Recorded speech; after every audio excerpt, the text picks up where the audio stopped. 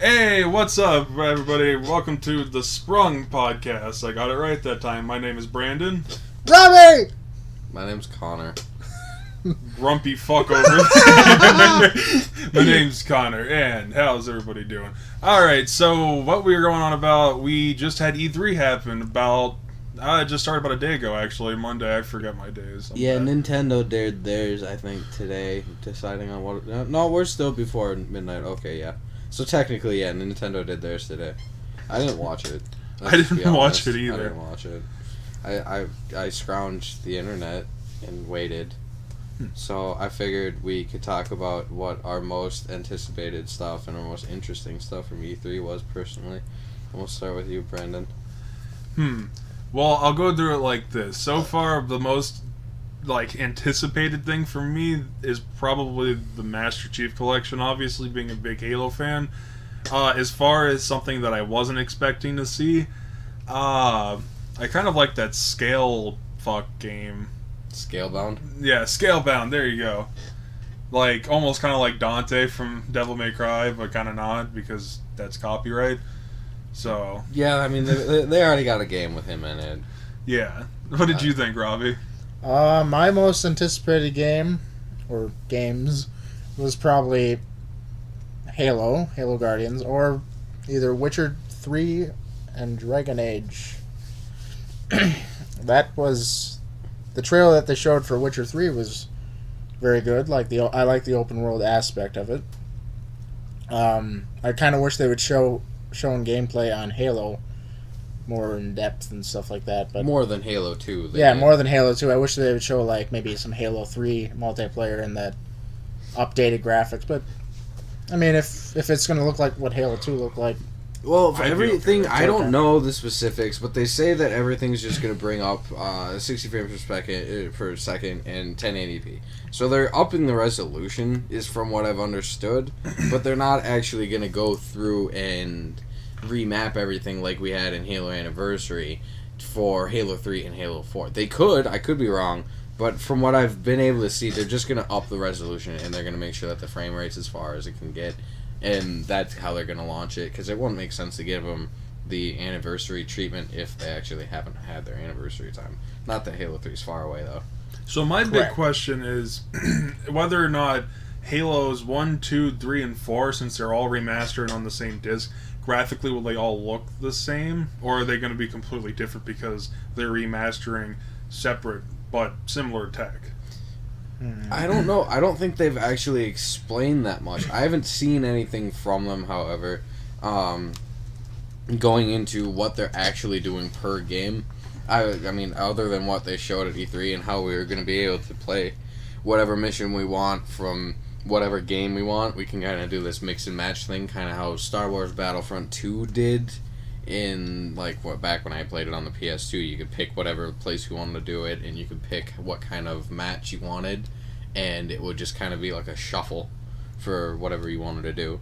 Like you could do, say, the Battle for Endor or something like that as, the clone troopers as opposed to, the regular stormtroopers.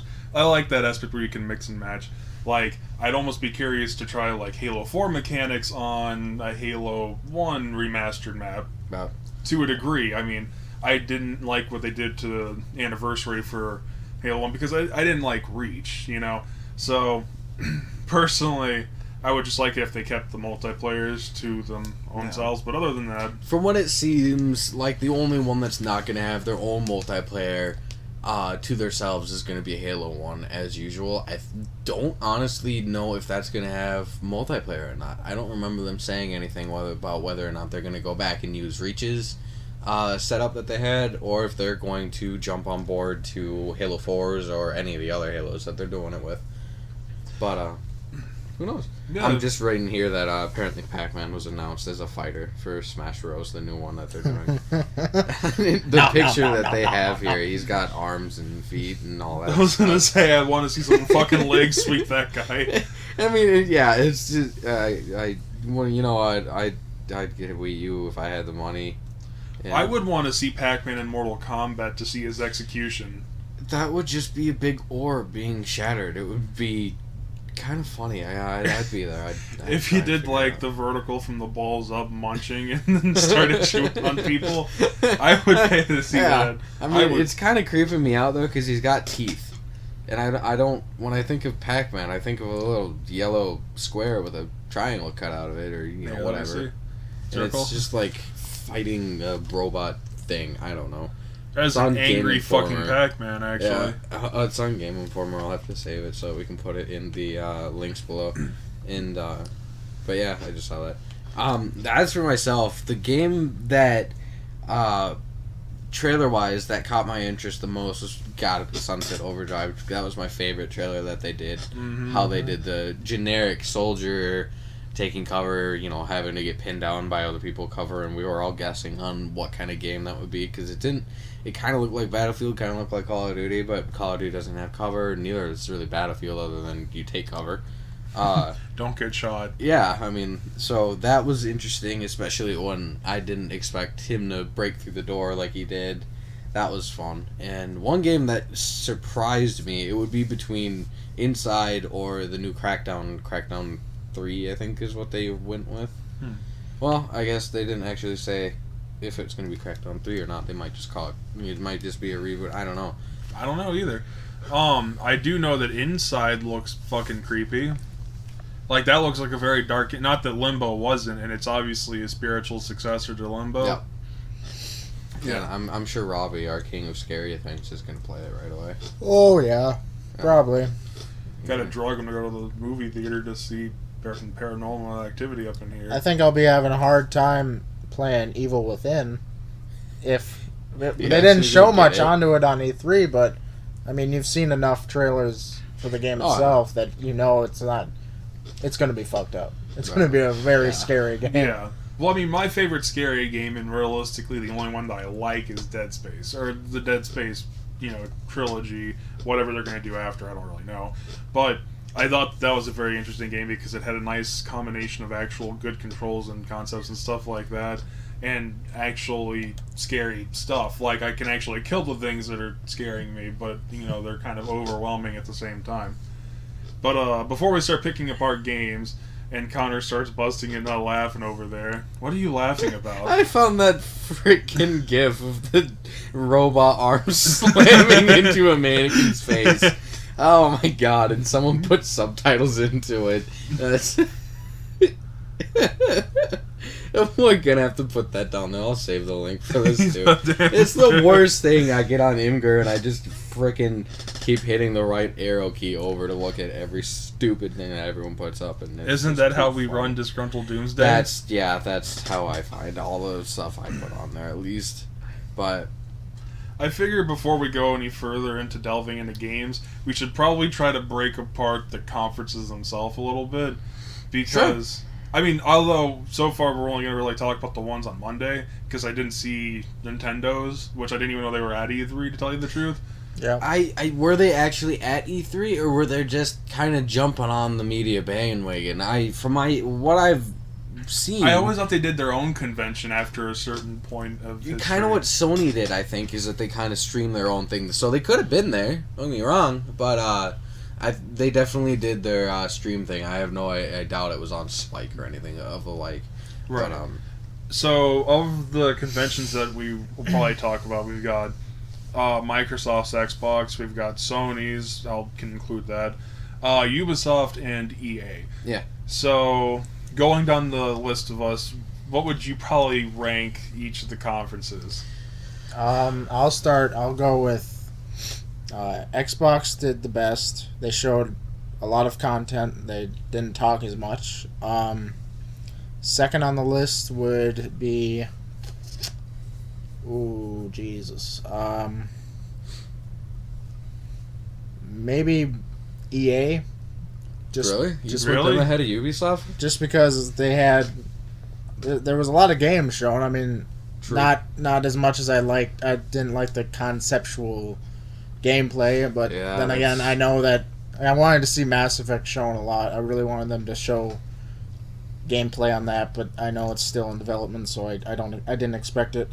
We already saw Dragon Age, so that was fine with me. Then it would be Ubisoft and then Sony.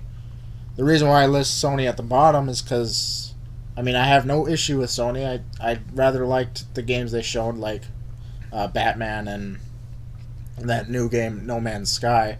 Mm-hmm.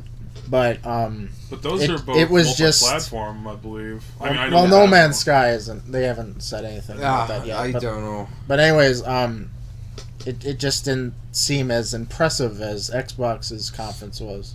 Right.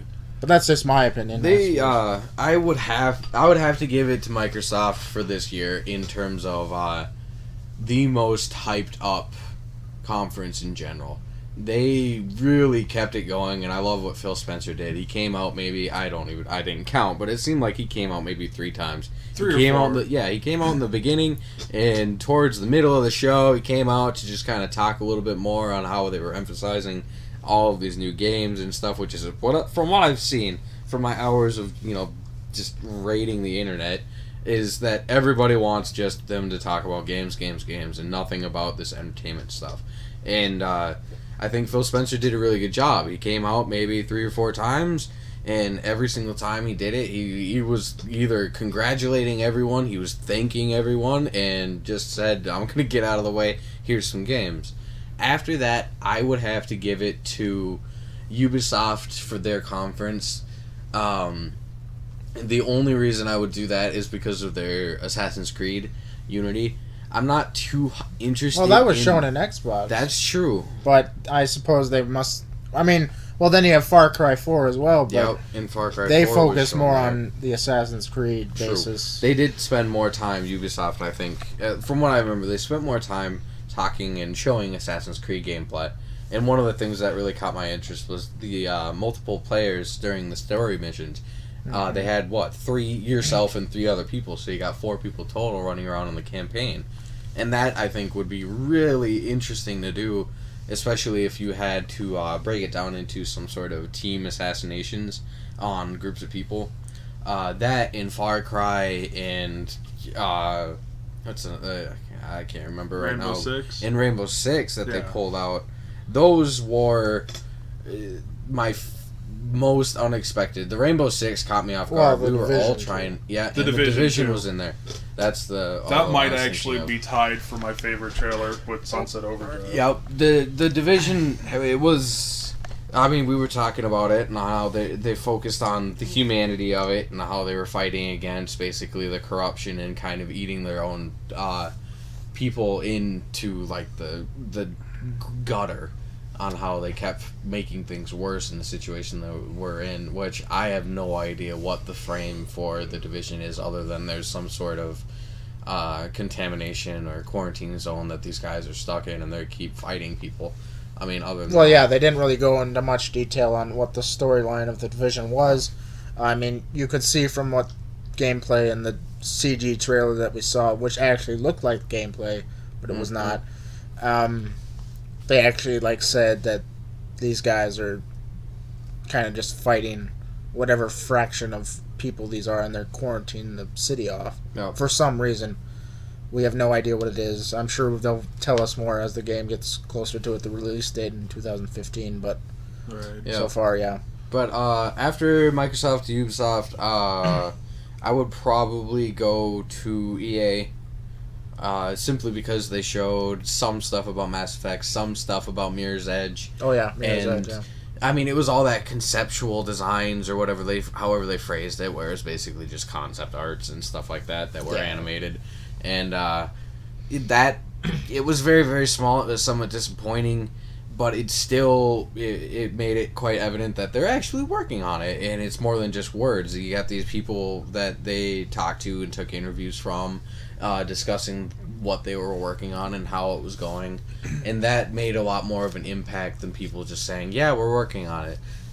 For example, the recent blow-up from The Last Guardian involved with Sony is, I think it was IGN posted an article saying that The Last Guardian was canceled. I can't remember where they got that source from, but apparently Sony came straight out and they said, no, it's not canceled. We're working on it. Everyone expected, because this was, I think, 24 hours before E3, everyone expected at that point that The Last Guardian was finally going to make a showing at this E3, and it was the most obviously missing piece that they did, and it was probably the most disappointing for me, just because the only thing that got me hyped up was Little Big Planet, and those games, I played them very little, but they completely butchered the gameplay section. You can't even... That was infuriating, actually. Yeah. And it was just like, it was to the point where sometimes you sit there and question whether or not these people are actually playing the games, and in a lot of cases, I'm sure they're not. But at that time, they had to have been playing live at that point, and they must not have practiced because they sucked at it. And I'm sorry, but there's no reason that you couldn't have just said, hey, let's hook up a PS4, and we're going to plug this in PS4 computer, whatever it is that they use to play it. There's no reason they couldn't have just practiced. I mean, it's E3, for God's sakes. Try what you're doing. Millions of people watching. Yeah, you got tons of people, and I would be embarrassed if millions of people watch me suck at a game that bad. And it's like, that is the worst time. You want to not know what you're doing. You had this huge hype train coming into it. You were bringing people into movie theaters just to watch it and have like this huge event, and yet you can't even get people to play one of your staple games. When I think of Sony, I think of Naughty Dog, the developer. I think of God of War, the game series, and I think of Little Big Planet. Maybe Killzone, but Killzone is like the J.J. Abrams of shooters. So yeah, I'm a little Sony biased. Don't get me wrong. I'm not all up on their train. But I've been waiting for them to give me a good reason to jump on board of their stuff. For years now, for me. Yeah. And God of War games, I've played them, and a couple of them. I'm not gonna lie, I haven't played all of them, but I've played enough to know that I'm not interested in what they're selling. Well, if No Man's Sky is a exclusive for PS4, that might get me enough interested to actually maybe one day, if it goes on sale to the point where I can actually afford a PS4 after buying whatever else after I go broke in October. Yeah, but, October's gonna be a brutal month. But yeah, if that becomes an exclusive, then heck, from the gameplay that we've seen, from what we've seen, it's just going to be like, it's going to be huge. It's going to be a big. It does big look game. really entertaining. It's going to be really hard for me to... I don't buy it that it's only on PlayStation, though. And like we said yesterday, it might not be an exclusive just because they didn't say anything about it. It might not even be on Xbox, but I'm like 90% sure, yeah. It would be on PC. It's going to be on PC, of course. And that's what I'll probably get it on. I won't spend $400 on something like that, but the most impactful stuff I saw for Sony's was Batman, and that's obviously not exclusive for Sony. That's multi for Xbox One and PS4, and Grand Theft Auto 5 coming to the new consoles, and they weren't very clear about whether or not it was coming to every console and PC. Or they said it's going to be first on PlayStation or something like that. Whatever, but that doesn't. Means, yeah. It didn't say. It doesn't say exclusive to PlayStation. And so later on, Rockstar would probably never do that. No. It's the reason why the game won Game of the Year. Yeah. Because it was on both consoles. So. As far as my list goes, it would actually probably break down eerily similar to both years. I would, no matter what, put Xbox's press conference at top, simply because, I love Phil Spencer. I think he's a great candidate and, obviously leader of the fucking team, but, I really like that knockdown performance that they had, and he didn't come out a lot, but, a lot of people were actually complaining about that, but then they were also complaining from last year that they didn't show enough stuff, and I was one of the people that apparently... Well, last year it was all focused around the console war between Xbox One and PS4. This year it's all focused around games. Games. No hardware, even though Sony introduced the PlayStation TV hardware tech. I have no idea what that is. I didn't pay any attention to it. I was more focused on what I saw, what I could bring to the table of this podcast, and stuff like that. But anyways, continue, Brian. No, that's fine. The thing is that, yes, that is absolutely correct. And the thing that I thought was funny about that was the fact that when I was watching the Sony press conference, was that a lot of the stuff that they said that they were trying to, innovate, a lot of people laughed them out at that. I was listening to a lot of people in the crowd getting really, buoy or crying, laughing. They weren't getting a lot of respect, and so this was Xbox's show. Like last year, I can't even deny, just from the sheer fan base, although I personally liked their press conference, Sony lost this year. They won last year. Xbox dominated this one. Oh yeah. They carried their momentum through the conference so much better. Sony, it started off a little bit strong. It died off like a freaking rock in the middle. I think the only thing that actually saved them from complete annihilation was one of the ending when they showed Batman. Yep. When they showed gameplay on it and too. Uncharted, that it had a little bit of a saving grace, but it didn't bring enough. To me, that doesn't make up for the quick descent that they had. Right. One of the things that was kind of disappointing for Microsoft's conference is Conquer. A lot of people have been kind of upset over what they did that with it, making it kind of seem like they were going to do a reboot, and then all of a sudden they're like Conquer in Project Spark. And a lot of people are kind of pissed off about that, and they seem like, oh, well, that's just going to be a stupid little thing, and everyone's going to forget about it. But after playing the beta for Project Spark, I couldn't really think of a better place for it to go instead of having an entire development team going in and rebooting this game from scratch. I think Project Spark's a perfect place to kind of capture maybe not the art style, but the atmosphere that Conquer Games had. And that was pretty much the only thing that I saw about that. Fair enough. I also really liked that Xbox kept pace with it was obviously ARTV thing and commercial free, so it was 90 minutes, and so was Ubisoft and EA for that matter. The reason why I would probably place Sony down at the bottom of the list, even though I was really pissed off after the EA convention to the point where I said out loud, and this is the first time ever during an E3 thing where I'm like, I'm disappointed. I still think they did a little bit better than Sony did, because generally the response from the fans is a lot better. They kept pacing a little bit more evenly. Like, I agree with what you guys were saying with Sony had, a nice little start, and then they just had a very, very long middle that I actually thought was going to end, and then they're like, no, we're going to do another 40 minutes of shit, and then announce stuff that you might actually be interested in. Because I'm not interested in the order. I'm not an Uncharted fan, probably the reason why I don't have a PlayStation, I'm not a huge Batman fan, but I can definitely see the appeal for it, and I liked watching you play it, Connor, and, they did show GTA 5, which was interesting because no matter what, that's coming to both PC and Xbox as well. So, the reason why I would put that at the bottom, even though, like I said, EA pissed me off, it was because of that reason. I would probably say EA would be third then, and Ubisoft would be second, because I really liked Ubisoft with the Division and stuff like that. EA, I disliked the fact that the three things I was really looking forward to, like Mirror's Edge, Mass Effect, and Battlefront, they showed 15 seconds worth of combined clips of, like, this is all early alpha, like before we learned how to spell the word alpha, on a computer screen, and just wandering around doing shit. I'm like, oh, that's a nice rock. Thank you for putting that rock in there. I was always curious how to texture a rock, and now I fucking know. Is that sandstone? No, lime rock.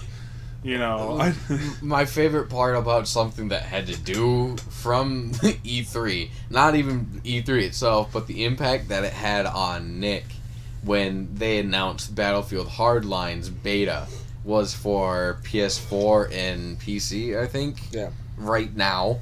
Like, as soon as they announced it, they said, yeah, go sign up for the beta right now.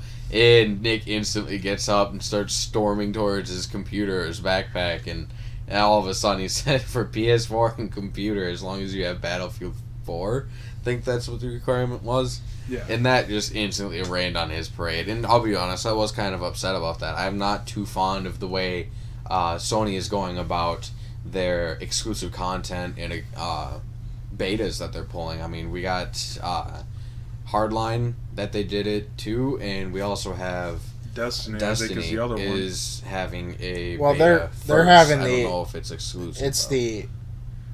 Is it the alpha? They get early They access. have the alpha and then beta. Yeah, they alpha have beta. the alpha out, and then they'll go on to the beta with everyone else. The alpha beta. Next thing you know, the alpha beta Charlie. Then we'll have the then omega. Whiskey Tango So yeah, Foxtrot. that's kind of upsetting me that Sony is making a keen attempt at pulling people over with their content moves like that. And yeah, I granted, timed exclusive stuff isn't exactly unique to them. It's definitely something that Microsoft has been doing for quite some time, actually, since Call of Duty Black Ops, maybe. Maybe even earlier than that was like Modern Warfare 3, or was that before? Maybe, I don't know. I don't know. We're not huge Call of Duty fans, but here, yeah, so like Parker should have fucking stayed. Like the best example I can think of is how we get Call of Duty maps probably about a month and a half before anyone does on Sony platforms. And while if we were on the receiving end of this, we talked about that. You know, if we were on the receiving end of that action all the time, like it feels like they would be, I'd probably get a little fed up.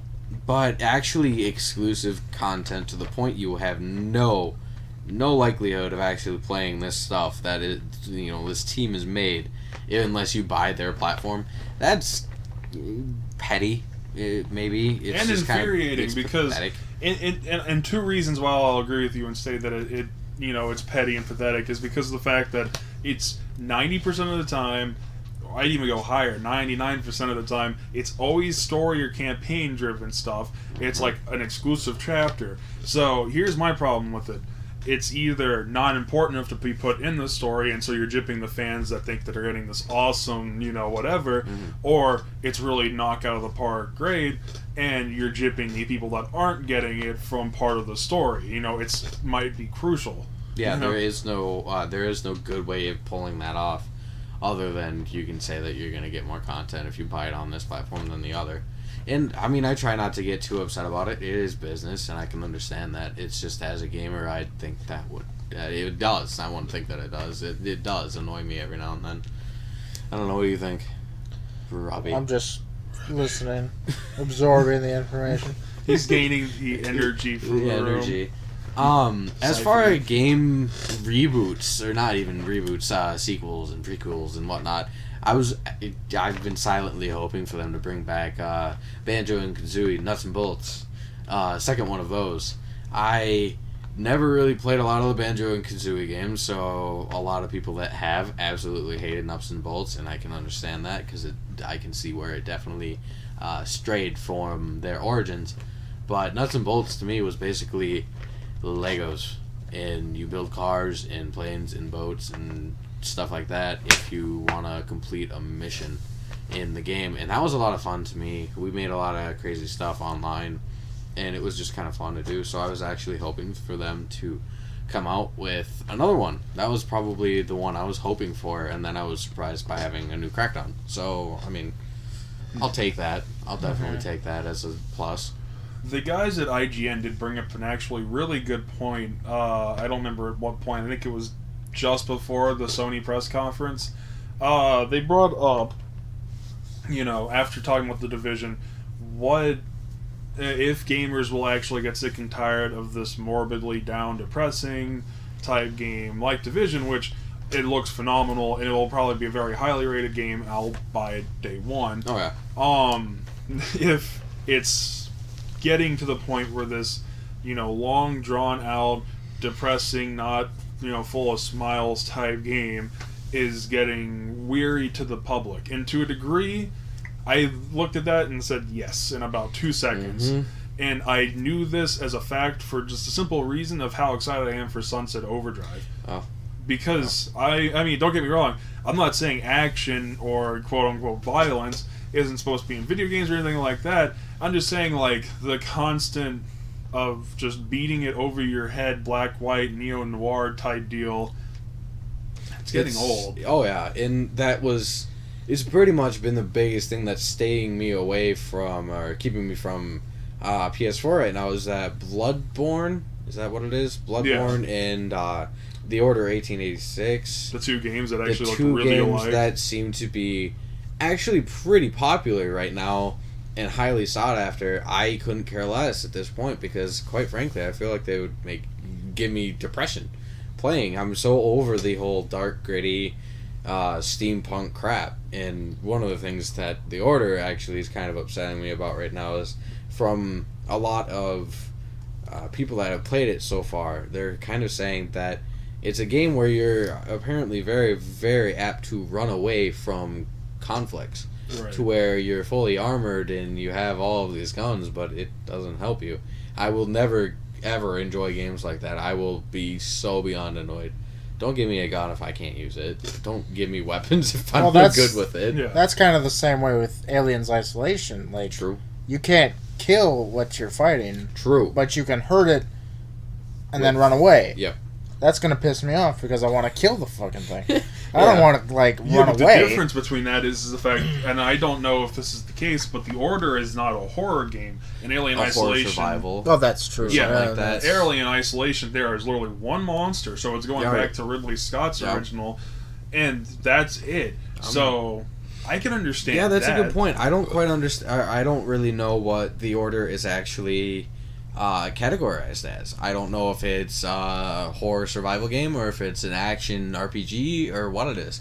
I'm pretty sure that there's no multiplayer in it at this point, and that there might be co-op, but we just don't know. We're speculating at this point. I mean, from what I've seen, they haven't confirmed that there's going to be co-op in the story mode or any kind of multiplayer.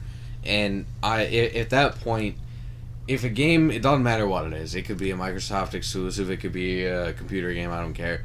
But if there is no co-op or multiplayer competitions, anything like that, like a firefight mode from Halo or Call of Duty multiplayer where you just shoot each other. If there's nothing like that, I'm not going to buy it for $60. It's not worth it to me because I see like that has no degrading value as long as I can get that platform and get that game to play on it. I can buy it 5 years from now and it's going to be the same thing as it is now. It's only just going to cost a shit ton cheaper.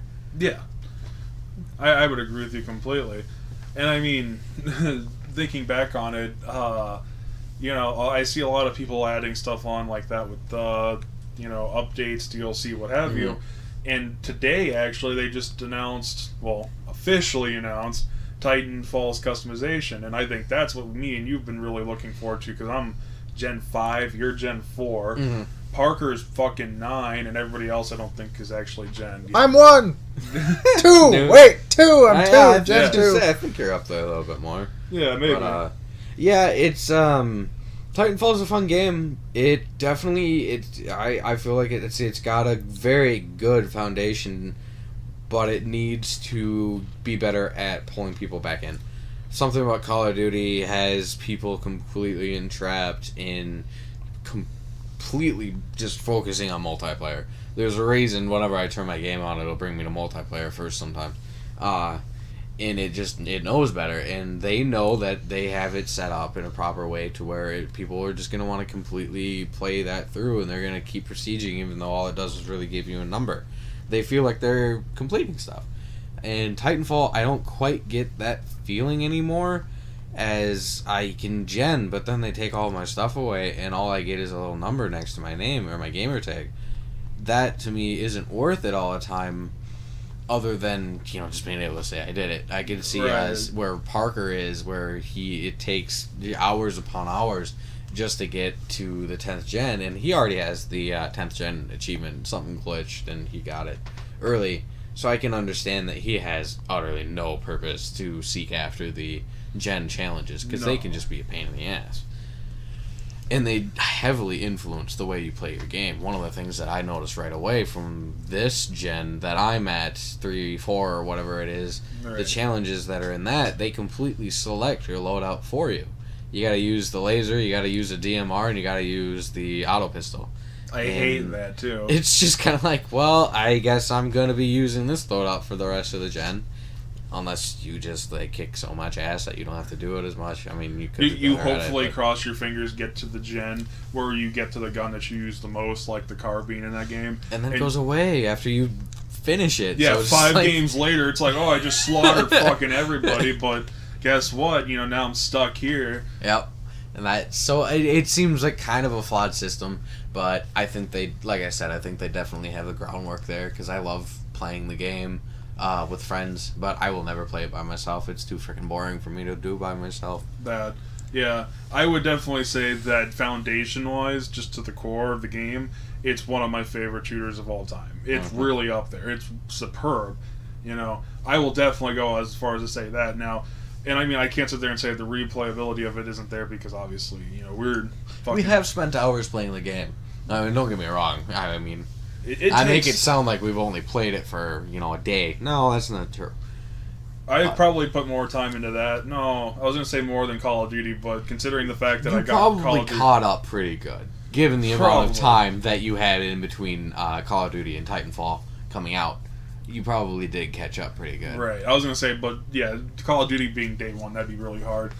Thing I'd actually like to bring up on top of this podcast would probably be the fact that they had a couple of Easter eggs going on in the conventions. They had, I think all 4 of the main conventions had a montage at one point or another in it. Like, Xbox had theirs towards the end. PlayStation had, 2, I think, towards, the one in the middle, one at the very end. I don't really remember beyond that, but EA had one, which, just before the Battlefield Hardline badassness going on there for actual gameplay, they had a little bit of a montage that broke into, a guy switching TV channels is what it looked like. And they showed a little bit of an Easter egg for Dead Space. The first one was, it was like a drifting shot of the USG Ishimura. And then in the Xbox one, I thought was interesting was they showed the Gears logo, but it didn't say a name, it didn't say 1, 2, 3. Just a Crimson Skull, with the cog in it. I actually didn't notice the Dead Space nod. I don't know what else to call it other than a nod. We know that this is a thing. It could have just been, and I'd have to go back and look because I'm not a huge follower of Visceral, although I like their games. I like Dante's Inferno. I can only play it once for somewhat obvious reasons. I love Dead Space, and they're now doing the campaign for Battlefield Hardline, so maybe that was just they were showing stuff from their original stuff, but they didn't show Dante's Inferno either, so, that's true.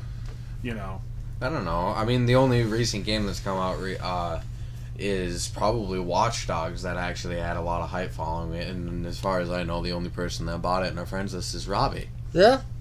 It's a good game. I just don't know why anyone didn't buy it, I suppose. I'm strapped for cash. It is... I mean, people are saving up after E3 for all these other games that are coming out, but yeah, Watch Dogs is fun. Really nothing else to say on it. Because, I mean, I know that you borrowed it to Parker, and Parker's quite...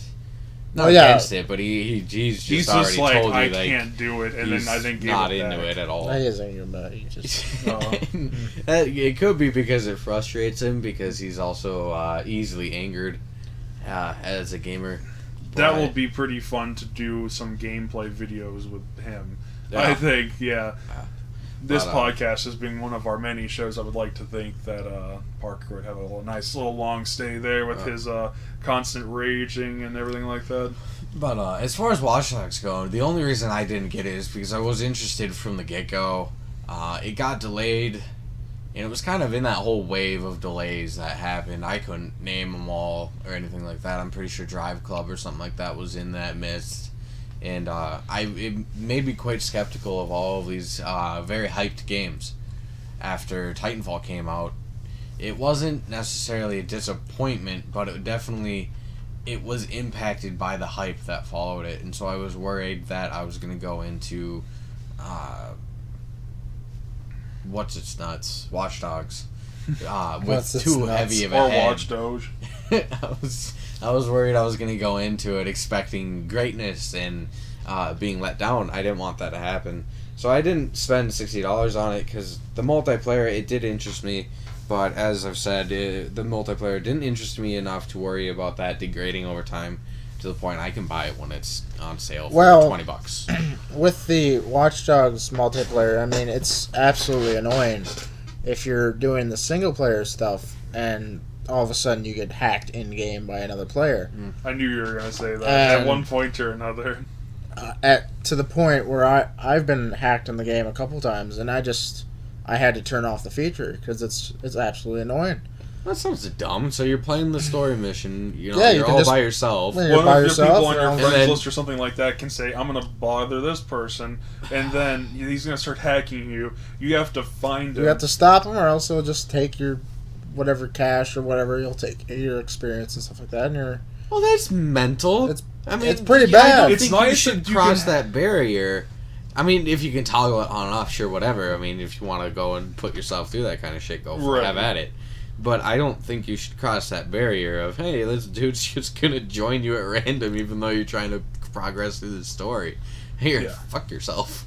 And That's then you have to kinda go through a messed up. whole chase scene, and it's just like, oh, well, this is fucking annoying. Yeah. So, And I mean, and I've seen a lot of, I mean, you guys saw that clip I put up, or not even clip, a YouTube video I put up on my Facebook about all of the little glitchy things that happens in Watch Dogs. I thought it was more funny than anything else. yeah. And yeah, it does definitely seem like it's got its bugs. But the only thing that stood out to me was someone put up a video of he got into a cop chase and he ran into the body of water that's there. I couldn't tell you. I haven't played the game, so I don't know what it's called. But whatever water there, the river or lake, whatever it is. And he swam into he swam into it, and nobody was able to get to him because the cops don't have boats. Where, like, in Grand Theft Auto 5, obviously, You piss somebody off in Grand Theft Auto 5, you better find a very clever place to hide. Yep, because they you will really find do. you.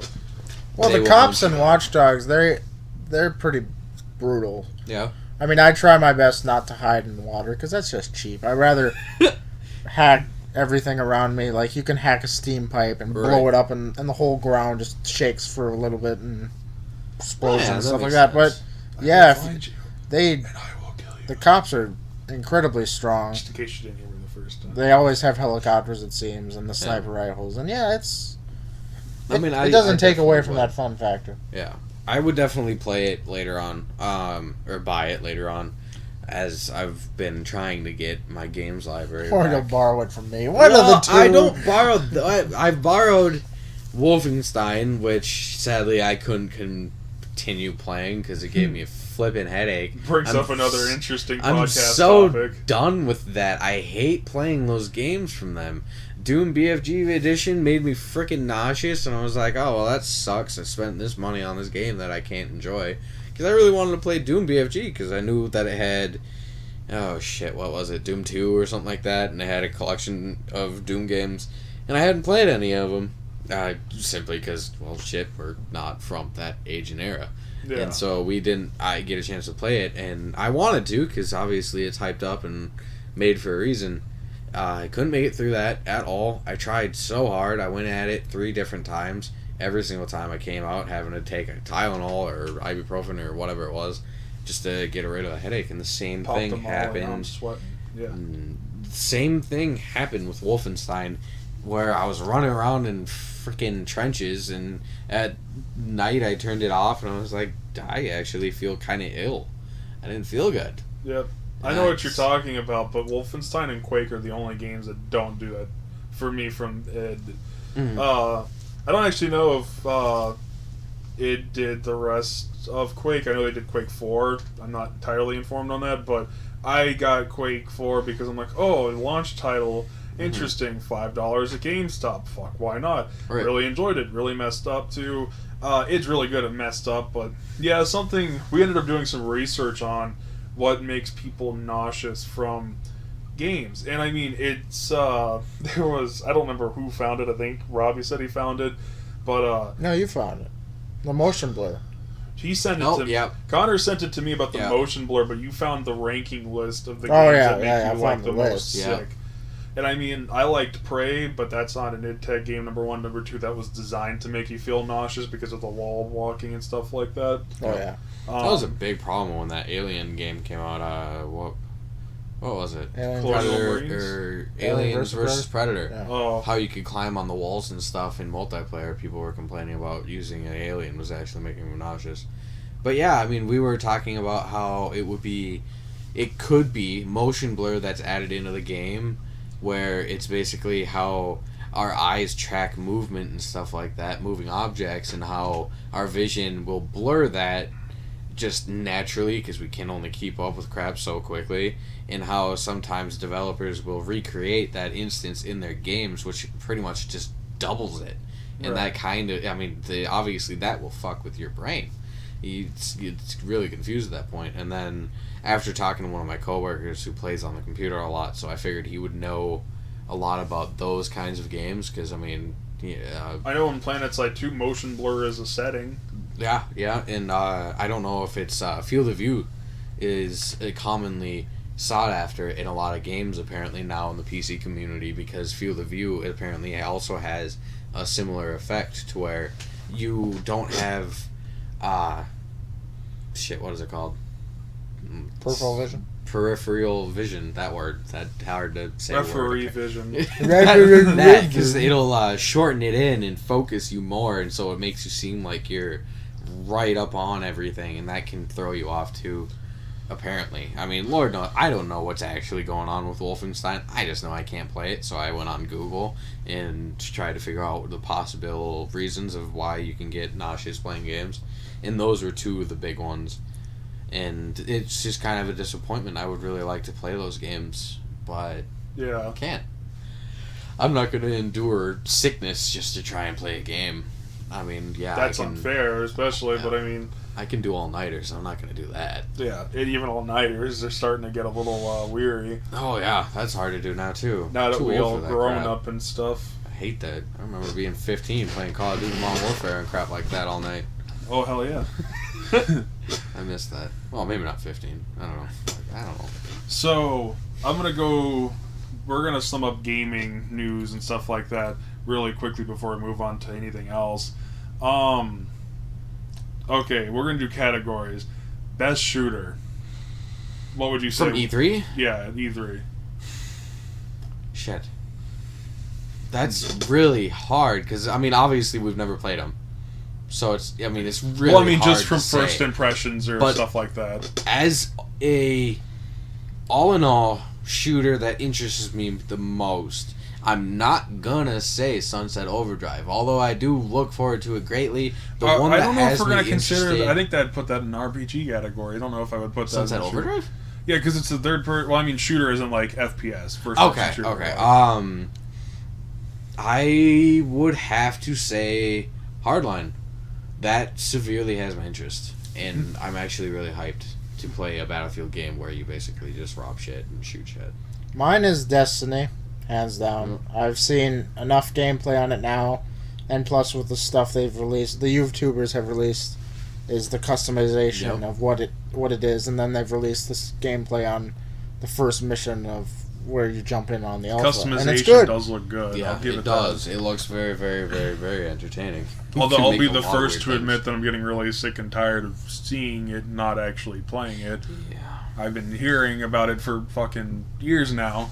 It's like I would say Halo, but I've played it already, so I'm not. Well, we know. I mean, yeah, Halo 5's definitely in there, but I would like we know how Halo games are. Yeah, I mean, from the impressions of it, they just said, "Oh, here's Halo 5. We'll officially call it Guardians, and we're going to show a little nice, interesting teaser trailer." Mm-hmm.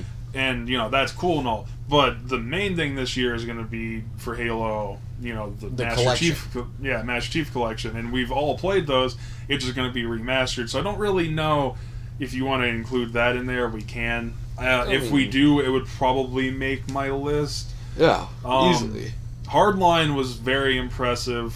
I don't know. Rainbow Six: The Siege. You could say Call of Duty too. Very close. Yeah, That's Call true. of Duty We are kind of avoiding Call of Duty, but I mean, it was the first thing that they showed.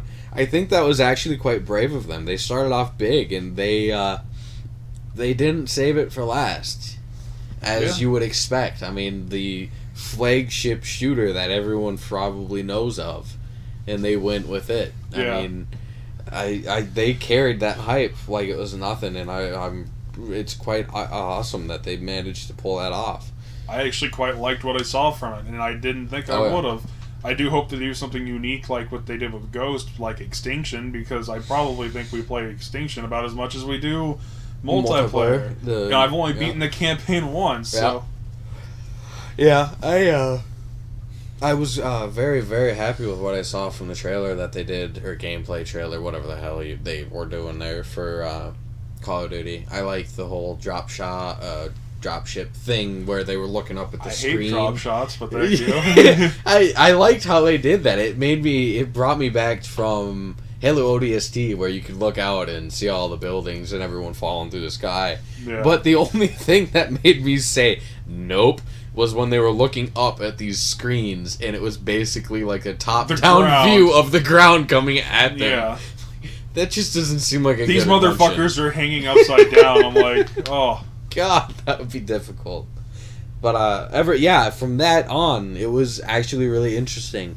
The character models, they look a little bit updated. Don't get me wrong, it's probably got... It looks a lot better than Ghosts. Oh, yeah, easily. The animations, they looked a little bit more solid, too.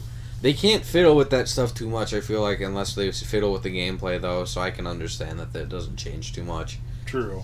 But, you know my complaints with some of the animations of Call of Duty, on how if I lay down and turn against a wall or something like that, my feet will stick through it. That pisses me off. Yep. I'm so over that. I'm sorry. Call of Duty Ghosts, biggest problem I have about it is that when I try and snipe, and I go against a wall to, hide or something like that, and my barrel sticks through the concrete brick, we need to work on this. It just can't be a thing anymore. I'm tired of it. We do. I would agree. I'm over it. It's over right, and so, done with. I would probably say Halo, but, Which one? The Master Chief Collection for best looking shooter from E3. I would say Halo 5 because I am incredibly looking forward to that, but I didn't see a lot of it, and I thought they just pretty much announced it, and they said, oh, super confirming it this time. We do have to talk about, I think we should address the fact that Arbiter is pretty much, not exactly confirmed, but he is obviously going to have some part to play in this. Yes. He is going to be in Guardians, Halo 5. I don't think they would whoop him out for the teaser, no. No, and for those that haven't seen it, we can probably pull a link up and we can put it down there. It's basically, you see the new guy as Agent Locke, watching clips from Halo 2 where Chief takes the bomb and blows up Covenant. He's learning about the Master Chief. We don't know why. And think it's to replace him. I think it's to seek him out or help him. Replacing it might be a little bit of a critical phrase, but I think it could be his successor. To where, if Chief is over and fucking done with this shit, which, granted, he has more right than ever to be, because he's only been doing this for how long? And he only, changed his entire life to jump on this ship. It would make sense that he has a successor. With it either, Yeah, it would be good. But you see Agent Locke, this new guy, basically shut down the program that he was using to watch Chief and walk up to what looked like just a plain old thing of glass. It looked like they opened up the pane of glass or something like that. And then it cuts to a visor clip. Yeah, reflecting on his visor, and it looked like, from what I've read from the books, it was somewhat described as like the Elite's homeworld. And it's like they discovered the Arbiter there to learn about Master Chief. So I think they're hunting him down to help him.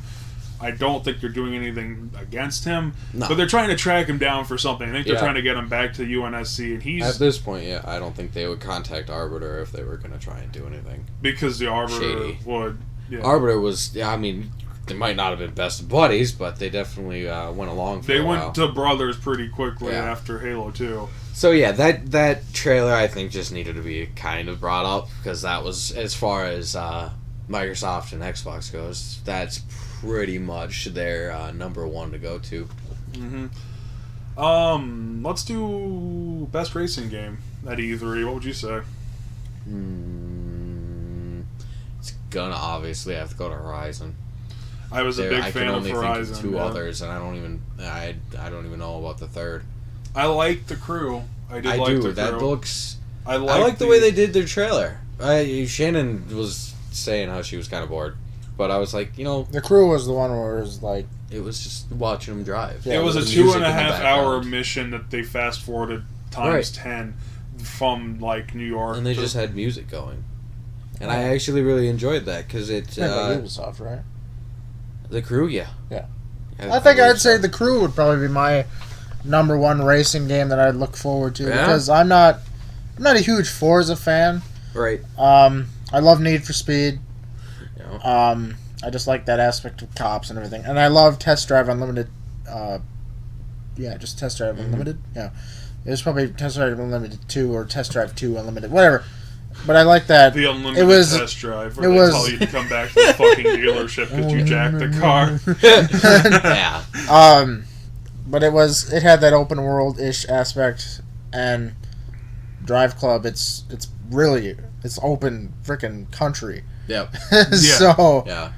That it definitely does have my attention. I don't know if I'm gonna have time for it with all the other racing games that have. But I mean, that's why I liked Horizon was because of the fact that it had that very open. I liked the first Horizon because it had that open world, fun festival, energetic feel to it. Right. And I dislike cops and free roaming racing games so much, and I like the idea of it's a festival, so all. Everything's going. Granted, we should say, Criterion, they did tease their next project. That would be third on my list, and almost second, because it looked really cool. Almost. But I didn't put it up there because of the fact that I don't know the fucking name. Well, yeah, they didn't give it a name. We have no idea what it is.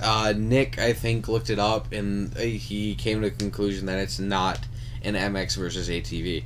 They said it was a new IP, so I didn't think it was. So, I mean, it could very well be it's an extreme sports simulator, almost, from what it looks like. That entirely in first-person view, because they really like GoPro shots. Yep. And I think that's going to be really entertaining if they do it well. As long as the visuals hold up. Because, I mean, it's one of those few things where I think the visuals are going to have to be kind of key. Not just the gameplay. Because, I mean, how much of a simulator is it going to be if it looks like you're kind of falling into jumping out of a plane and you don't know if it's a plane that you're jumping out of? Yeah, true. That's not really, that fun. But. Should we do best third-person game? Sure. Or do you want to, categorize it as, because... We can do third-person game because I was going to do because RPG Sunset next. Overdrive is... Well, we'll do RPG next, after... third person, because we can. I'll throw RPG as in open world stuff too. Yeah, we'll do that. I would classify Destiny, and the reason I didn't say Destiny as a shooter because they like to say it's a really good blend of first person shooter and RPG, but clearly an RPG. It's mostly first person though. When I think of RPG, I think of Dragon Age and Witcher, Mass Effect.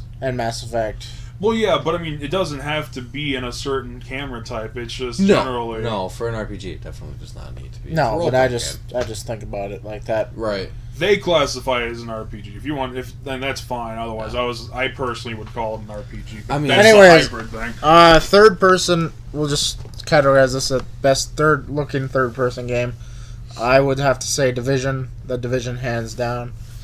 It was... I took yours. No, you didn't take mine. I'm trying to decide, because it's like that, Assassin's Creed, because I could... And then fucking Sunset Overdrive, because I don't know Creed is my second favorite, and then, Sunset Overdrive would be third. I just can't decide. I suppose I would... Assassin's Creed's going to come out first, so let's go with Assassin's Creed, and then The Division, and then Sunset.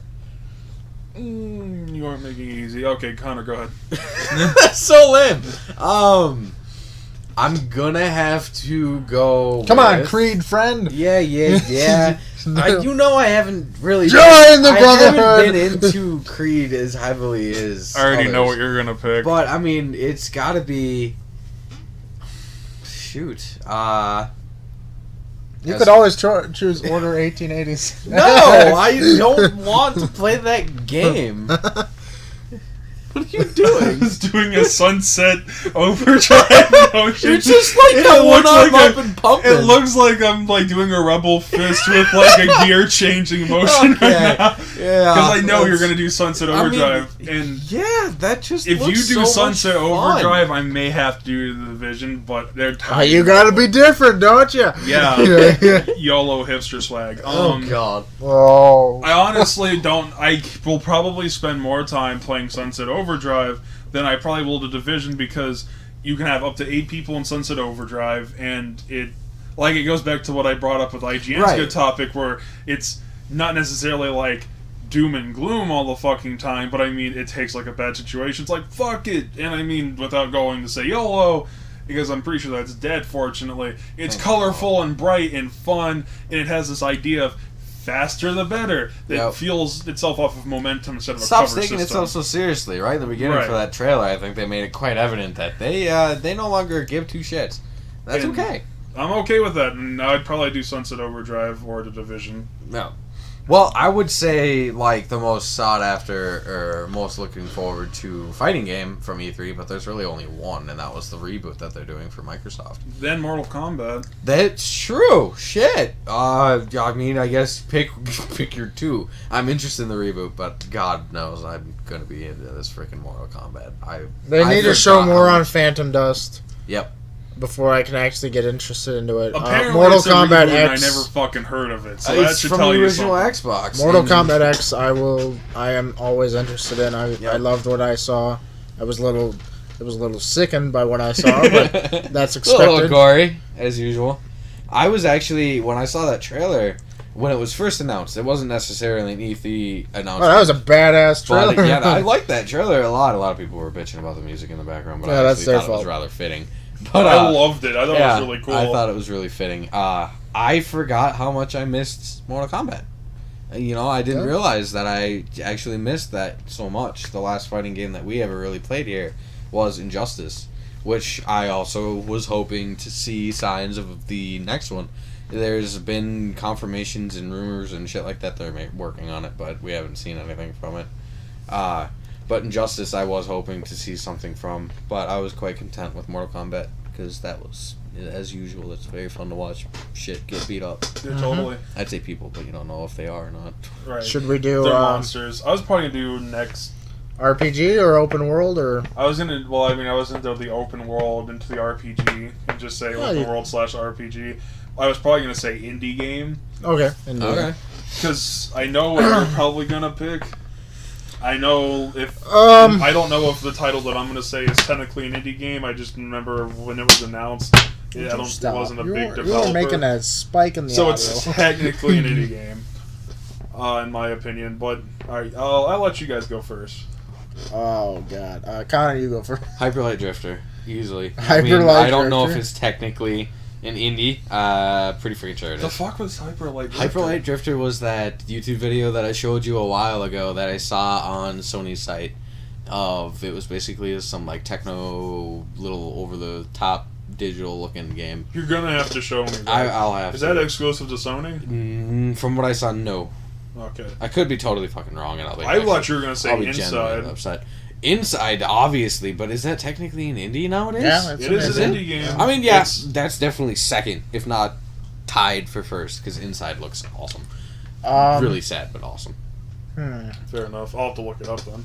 Would No Man's Sky be an indie? That was what I was gonna fucking say. So yeah, I'm counting it as an indie. Useless. I think so. I mean, that is a Sony. We're an opinionated. So far, we're gonna podcast. say it's as confirmed a Sony game. It was announced as a Sony game, but we don't know. And anyway, well, we've it already was said announced this. at Gamescom, and they just actually showed gameplay really for the first time. Maybe Gamescom will tell us more, or any other site will 6 weeks from now? Maybe coming up. I hope it's an Xbox game, because I will buy that immediately. Yeah, that and then it will probably come out in October as well, too. And then it would be Inside, because it's made from Limbo. So what could go wrong? Yeah, I think Besides they know. Inside's going to be phenomenal. It's like I just said, it goes back to that doom and gloom thing. So yeah, that's one of the few exceptions I'll make. Limbo, it was hard for me to get through. I actually did beat it finally. It took me a while to go back and beat it. And if they showed Gauntlet, because they said they are remaking Gauntlet, that would be up there, but we don't really know. Eventually. On that. So what about you, Brandon? Yeah, what about you, Brandon? We're still in the indie games, right? Yeah, correct. Okay, so definitely No Man's Sky. Just because the developer I never heard before, I would probably end up saying that that's indie developer, even if you don't have to pay full or not. I hope it comes to Xbox, because like I said, I will definitely buy it. So I think next and last for the game discussion category that we're going to do is probably going to be RPG / open world. Alright, who wants to start? Me, you, or Connor? I'm a dorkfish. Connor started last time. I started the first. I'll start. 3. You'll Yeah, start this God, one. Robbie. Fucking divide up the labor here. I'm sweating This balls. one is going to be difficult because there is a lot from the games that were shown and weren't shown. I'm going to have a little bit of a list. My first and number one that I'm most excited for is Witcher 3 Wild Hunt. I'm a huge fan of Witcher games. Griffin. And you get to basically beat up the heck of a griffin.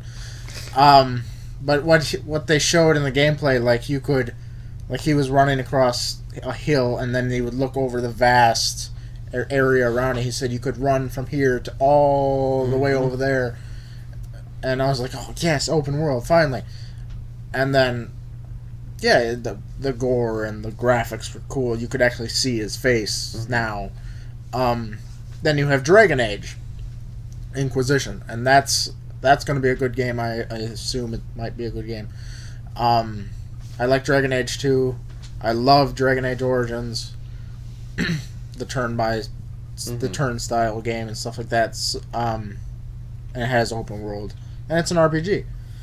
And then finally, just going to sum that up, is Mass Effect. If they showed enough of it, and that's classified as an RPG, correct? Right? Yeah, that's an RPG. That is an RPG technically. If they showed enough of it, don't forget Fable before you go off. Oh yes, Fable 2. Fuck. Anyways, don't watch things. Yeah, Mass Effect, and then Fable Legends. Yeah, too many lists. You got too many. I have too many freaking games. And then don't forget Destiny, which is why I already had that. I don't know though. You can't vote for Destiny anymore. You voted for it once. Too much. Too late. Much.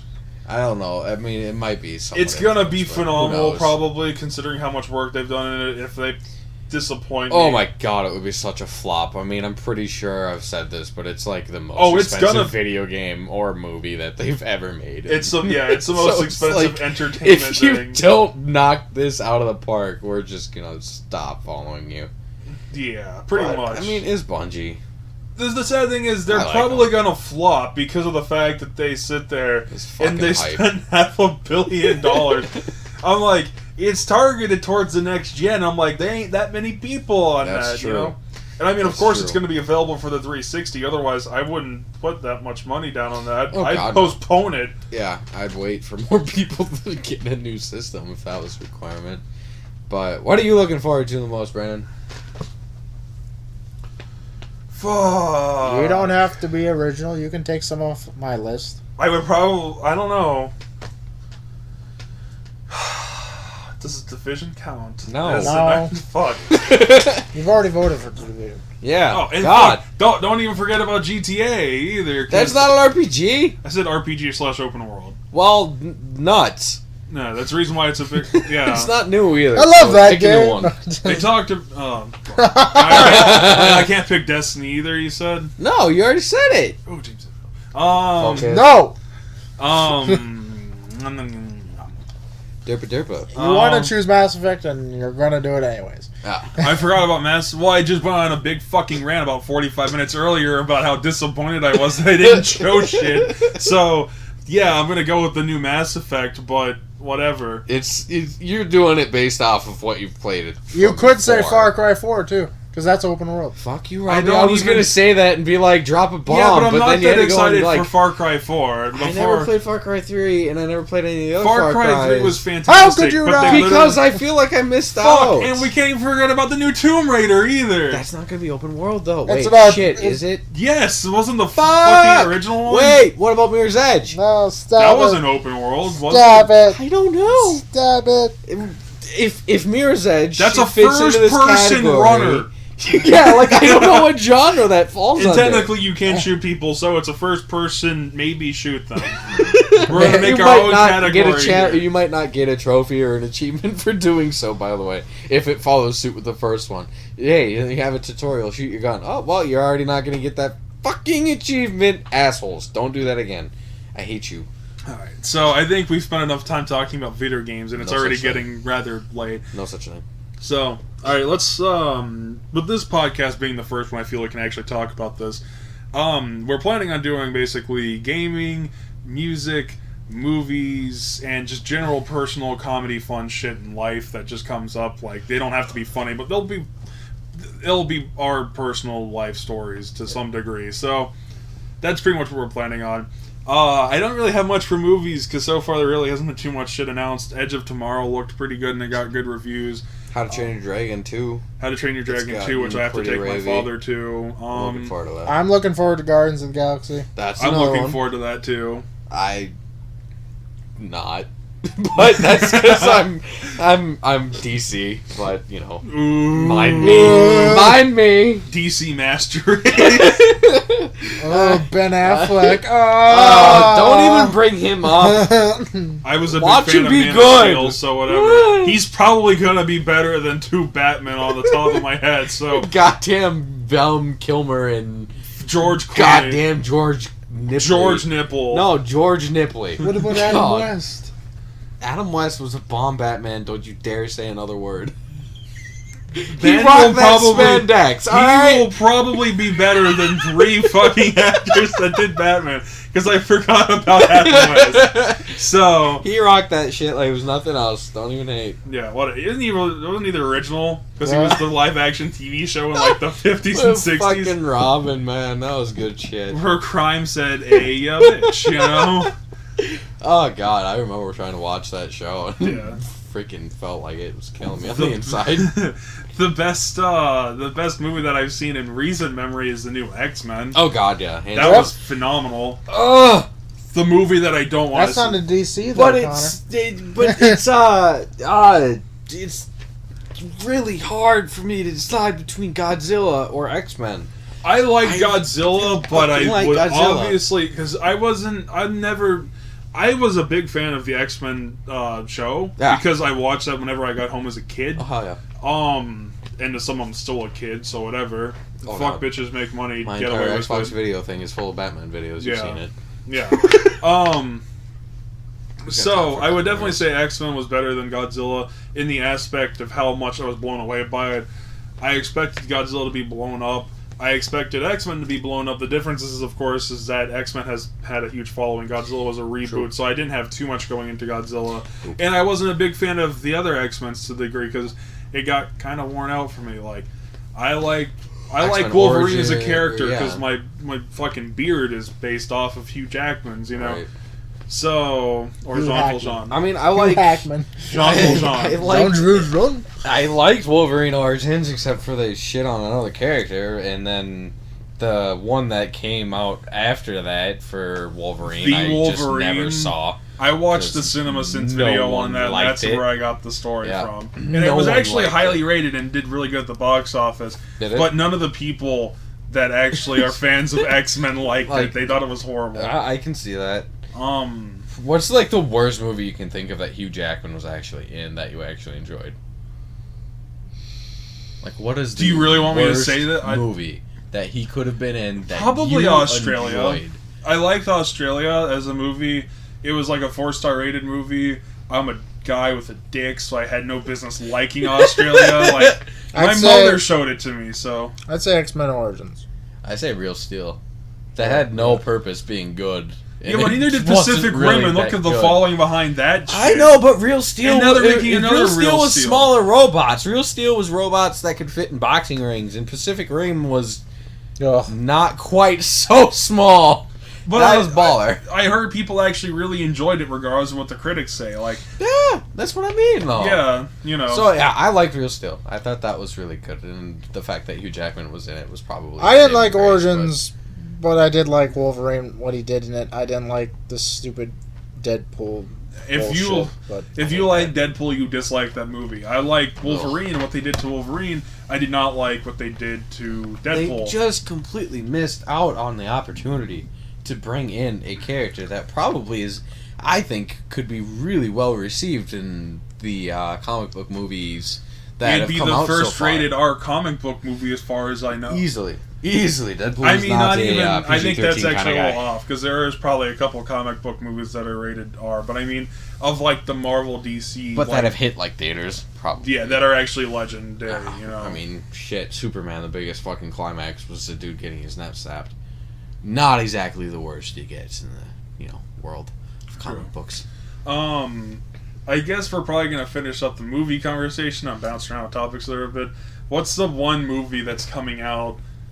I'll say go back 6 months to that's coming out that you've seen a trailer for. What's the one movie you don't want to see? I know it had nothing to pertain to those restrictions, but Les Miserables. Les Miserables. Alright. I hated that fucking movie. I don't like musicals. The only one I've liked was Sweeney Todd, and that was because of the cast and the story. I didn't want to see Necrophil. Nymphomaniac? Nymphomaniac. Yeah, that's a good one. Yeah. My will be on the list of As Above As Below. It's that handheld camera one where they go to the Paris catacombs that Shannon showed me. Oh, yeah. I'm like, I don't like horror movies because their stories always suck, and I'm not the type of scared person. That one looks just sad because it's like literally the gateway to hell is there. So literally, like this fucking catacombs riddled of dead bodies is literally just saying, "Fuck you, you're a bad person because you did something wrong in your life and you feel bad about it at one point in your life." Yeah. Like that's really what it's saying. Like and it literally looks like the Paris catacombs version of fucking The Descent, like minus the gateway to hell thing, you know. I thought The Descent was kind of cool, but it was also kind of shit because it's a horror movie in general. They kind of suck. For a horror movie, I like The Descent, and it reminds me a lot of As Above As Below. We still have to watch The Purge. I'm sorry. I don't want to see The Purge.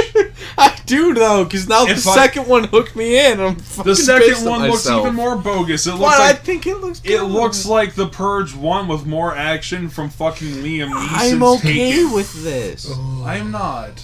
If anything, I'm fucking renting it and watching it myself, and I'll inform you. By all means. There's people that really like it, and there's people that really I would rather hate you it. send me pictures of your cock than fucking tell me how you thought about the movie. I'll just send you clips. Careful what you say, because some I've already people... seen it. I'll It's record okay. clips and just send it to you.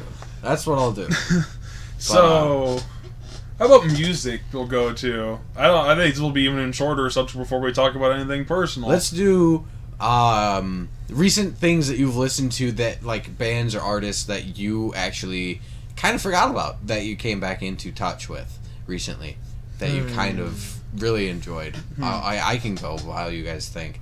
I have been listening to Pandora when I work a lot. In case you forgot that he was the one that came up with this subject. Well, I mean, you guys are sitting there going, so I figured I might as well go. Recently reconnected artists. So, I am a delivery driver for the people that actually listen to this, and I spend hours upon hours within my vehicle, and that gets really flippin' old if you have no music to listen to, so I just use Pandora on my phone. And one of the bands that came up on my phone was Static X. Dude, do you know how long it's been since I've heard anything from them? They completely fell off my radar. And ever since I heard, I couldn't tell you what the hell that song was, but whatever it was, I've been listening to them a lot more.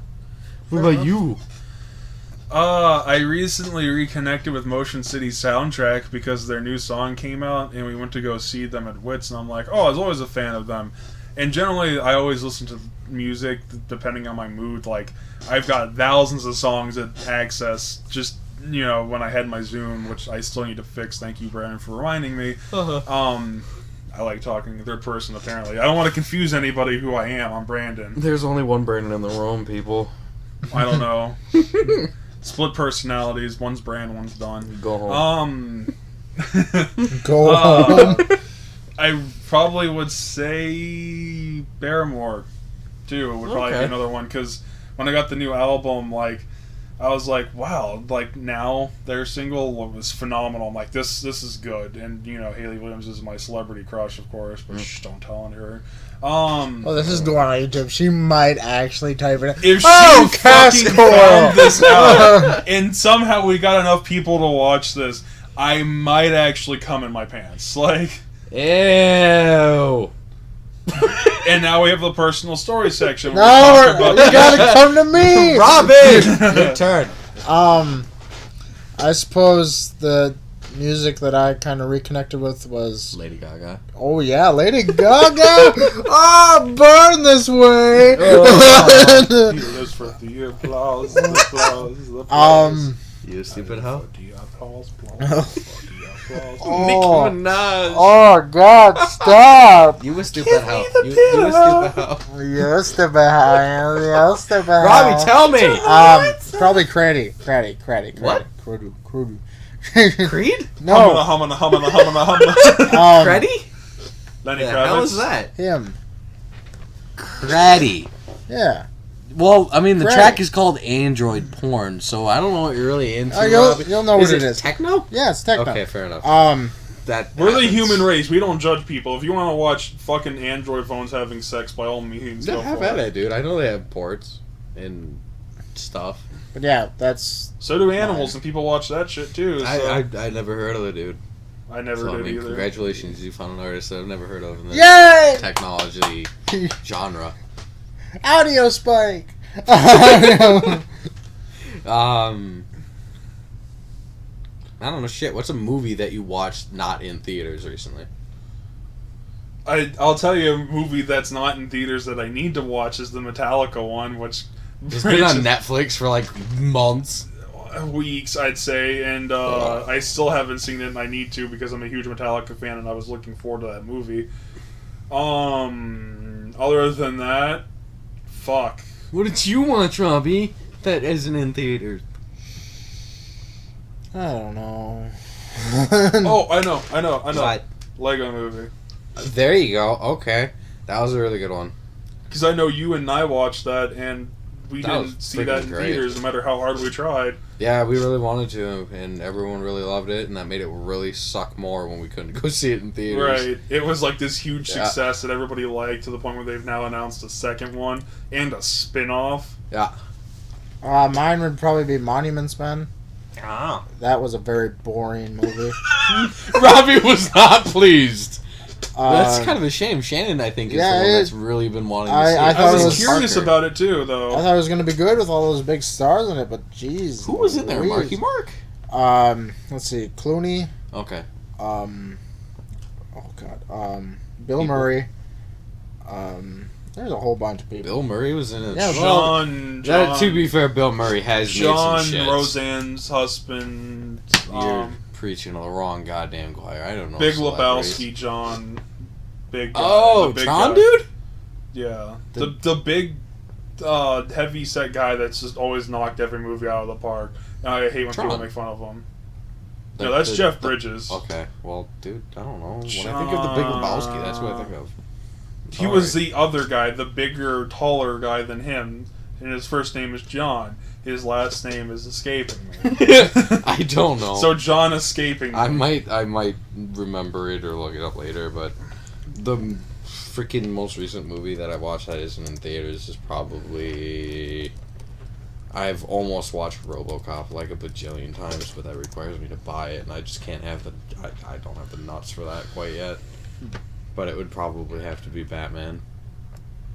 Not any of the Christian Bale ones, the animated one, the... I like how Red Christian Mask. Bale, because of the hype that he's gotten, is literally the only fucking Batman that people talk about nowadays. Yeah. Like, don't get me wrong, the other Batman movies were shit, but I The mean, live-action Batman movies, other than his, were pretty much shit, yeah. I mean, there was like one or two good ones maybe, but the rest of them were shit stains walking down the DVD department. So, John Goodman. John Goodman. There you go. People are probably going to scold the shit out of us for not remembering The him. old- Matt Damon. All five of them. Matt Damon. I like Matt Damon, fuck off. I like him in boring movies. Don't get me wrong. Yeah, all three But of ever them. since Team America, Matt Damon. But Oh, and here we go. Freaking Robbie's being all like productive and shit, looking up people. But that's right. Looking you up. Should people. find the. You should find Halo 5 teaser that they did for E3. And we can put that in the links for the people's. Are we kind of going off topic here? No. Focus. Well, I mean, I think the next thing that we're gonna do and the last thing was probably gonna be like personal, funny fucking stories. But Oh, I don't got any. I farted a little. Does that count? Our lives are boring as shit. How about, did you have any funny stories about you on the job delivering to anybody? The only funny story that I can think of, because generally my work pisses me off. If it's worth talking about, it's generally because I got pissed off at work. But the funniest thing that happened ever to me while working, while it did annoy the shit out of me because it was so freaking bad. We have that pop cooler, you know, to the side of where we take orders, the computer desk. The desk is up front of the shop. And so, I mean, I know you guys, I've told this story, but I was taking a phone call. I'm at the far end of it towards the taller pop cooler. And I had just stocked it. And that's, you know, one of the many duties that you get to do in a day. And I stock it up. I asked I can't remember who was manager at the point in time.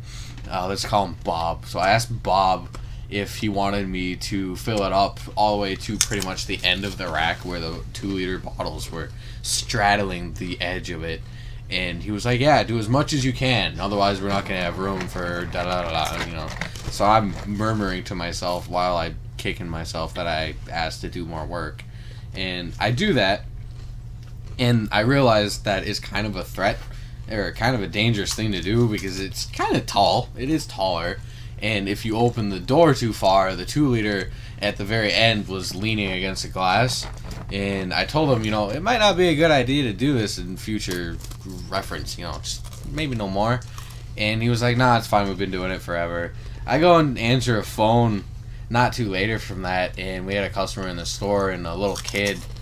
Or no, it wasn't even a little kid. It was kind of a middle-aged girl, lady. You killed a kid? No, I didn't kill a kid. It was the 2-liter comes falling out, and this lady gets out of the way of it, and the 2-liter lands perfectly on the tip, and it smashes into the ground. It was probably a good 4-foot fall, whatever, and hits the floor. And I'm on the phone, and I just pretty much watched this happen, and it hits the floor and just bursts into a stream that perfectly hits me on my left side of my body. I'm still on the fucking phone, and I'm just trying to play it off. I got Dr. Pepper rolling down my glasses and into my mouth, and I'm just asking what people want to drink on the phone. Would you like some Dr. Pepper? Yeah, I got some Dr. Pepper. I got some of that for you.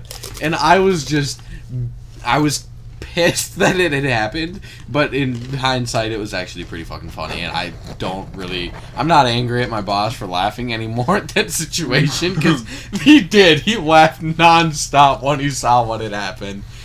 But I don't know, Robbie, do you have any funny stories? I'm actually curious because he doesn't talk about himself. I don't really got anything yet.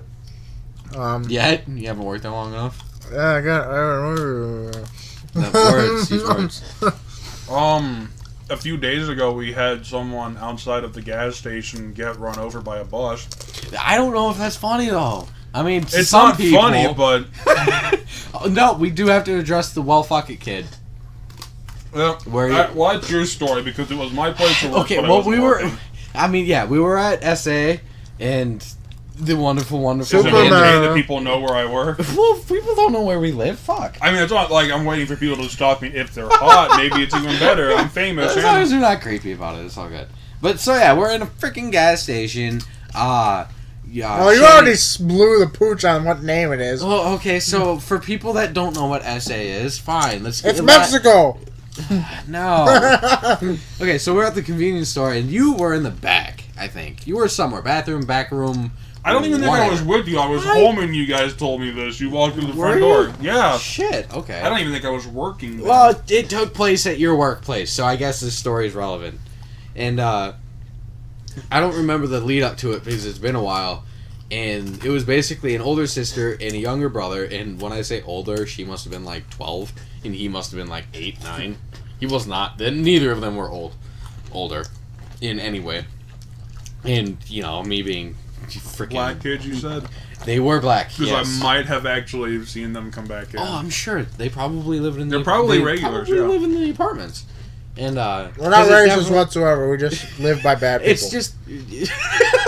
Thanks, Robbie. We'll try not to talk about politics and religion on this podcast. We'll affirm that now.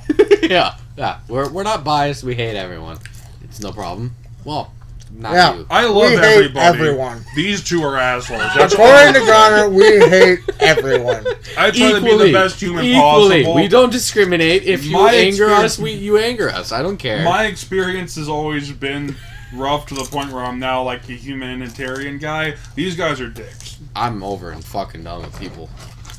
He's a kiss ass. So I think we were getting drinks in the back wall, and we hear this little girl and the little boy walking around, and the boy just keeps asking for candy bars or magazines, anything he can find, anything. And the older little girl, it's really hard to describe them, but the sister, she goes, "No, mom or dad only sent us to pick up milk," for example, whatever the hell it was. Yeah. And this little boy, he just throws this stuff down, whatever it was that was in his left hand. He puts it back in the rack that you had up, and he lifts his hands up. Well, fuck it!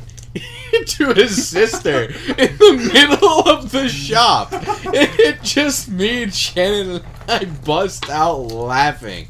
It was so uncalled for, but hilarious. It was just awesome. I can only imagine the variety of people that come into that workplace. Ugh. A lot of ogres. I don't want to be insulting, but a lot of like people that said "nah, fuck it" to the mirror when they were walking to your work. Yeah.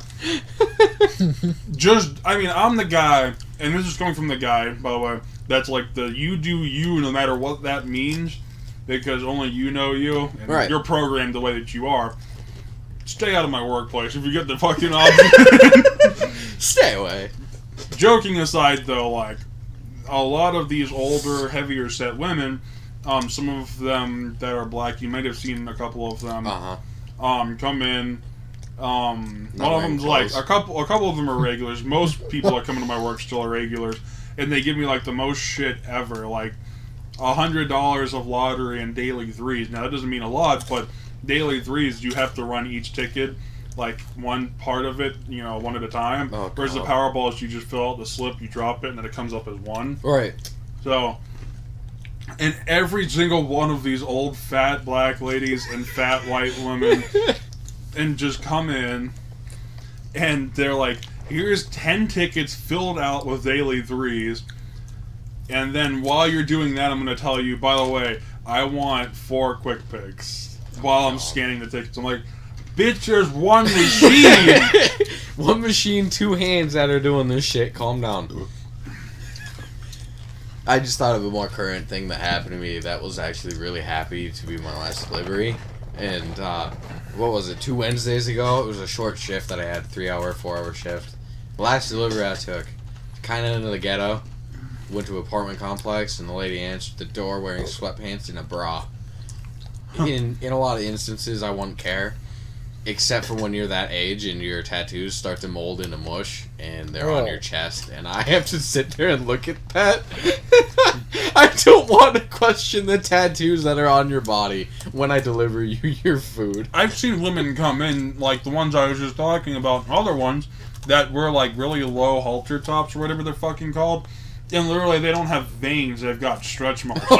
Like they ranked up in the old age of society by, and their badge is stretch marks. Oh, God. No thank you. Just no thank you. So, I see we got hungry, and we busted out the pretzels. I mean... Robbie, any funny stories from you? No. I'm just kind of wilting away, dying. Yeah, you're old. We know. Hey, I don't want them. Give them back. Well, So we talked about E3. Yeah, we talked about E3. We talked about What do E3. you We think talked about the fuck anything? out of E3. We could still talk. Did we forget more. anything about it? No. I mean, they did announce Dead Island 2, but I mean, other than the trailer, I don't think I have any interest in it because I thought the trailer was actually quite fun. The trailer was really funny.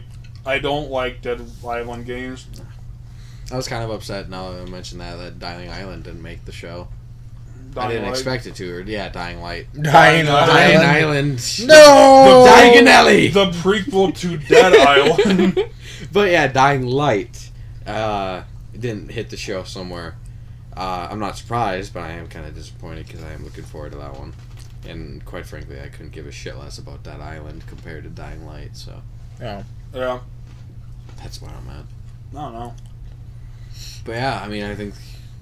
So games overall, I guess we'll come back to games because Robbie's being boring. He doesn't have anything to talk about at his job.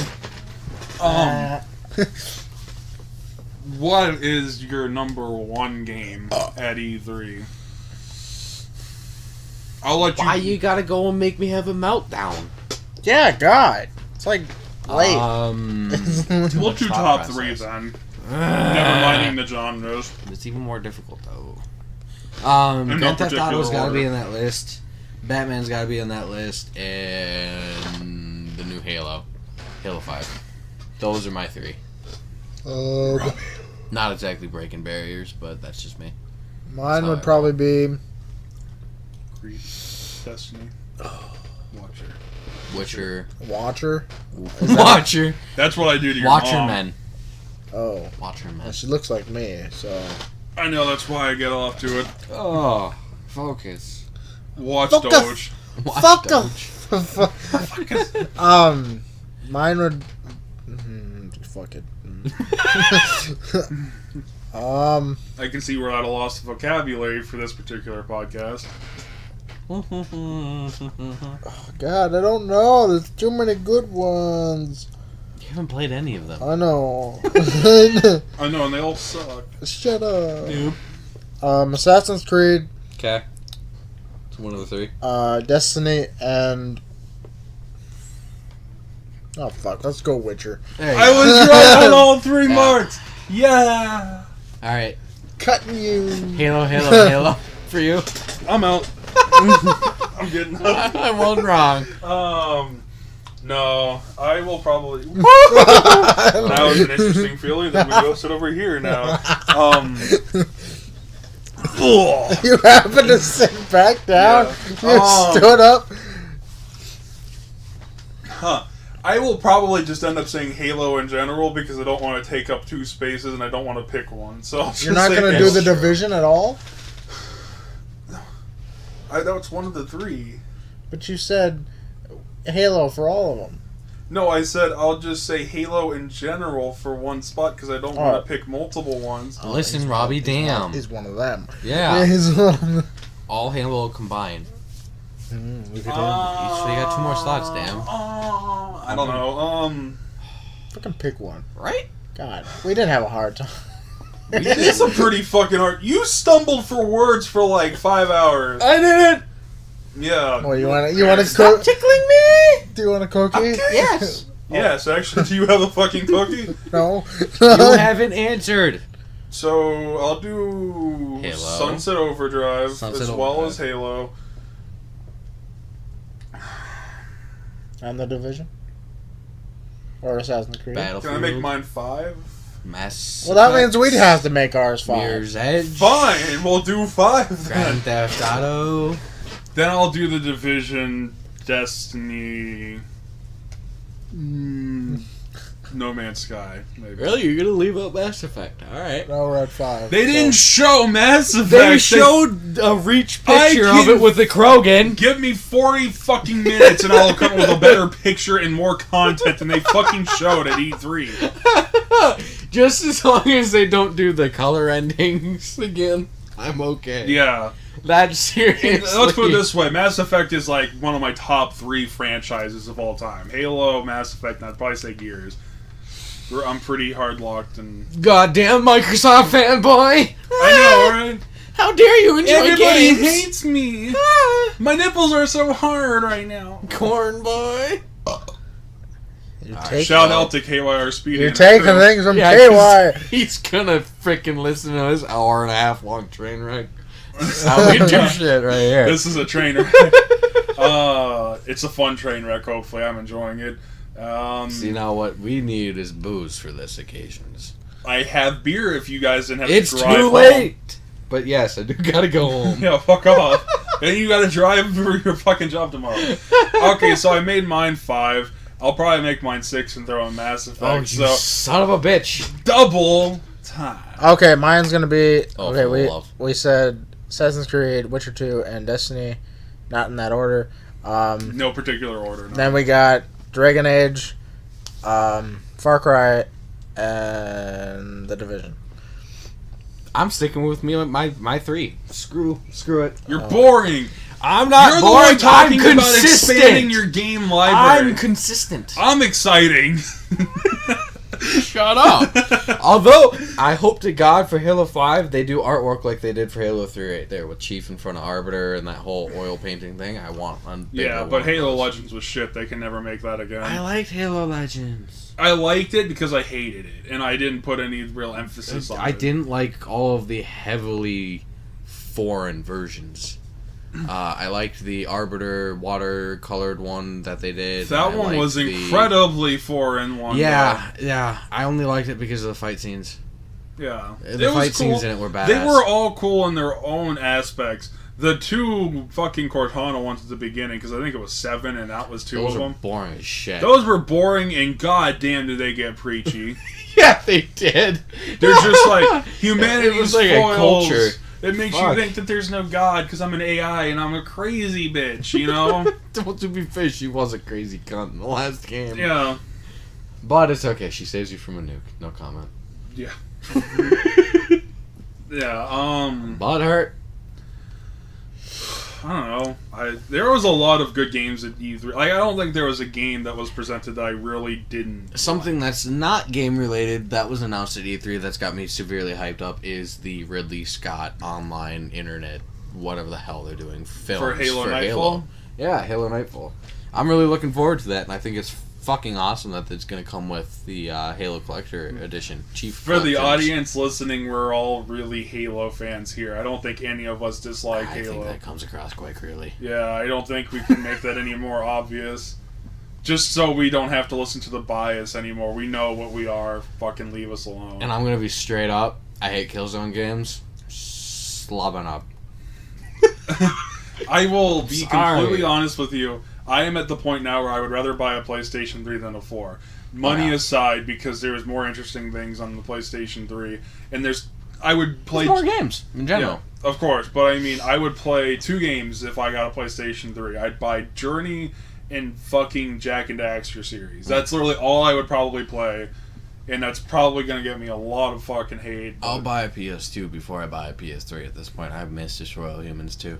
Yeah, that came on Xbox though, didn't it? Probably. They had an Xbox game that PS2 has more games on it that I would want to play.